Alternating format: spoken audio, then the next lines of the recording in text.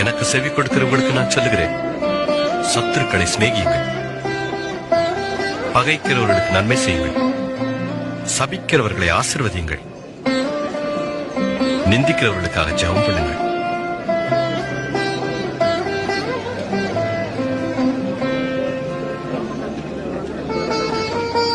உன்னை ஒரு கன்னத்தில் அறைகிறவனுக்கு மறு கன்னத்தையும் காண்பி.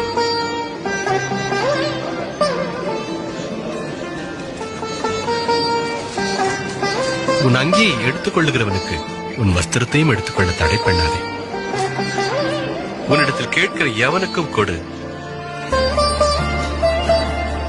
உன்னுடையதை எடுத்துக் கொள்ளுகிறவனிடத்தில் அதை திரும்ப கேளாதே.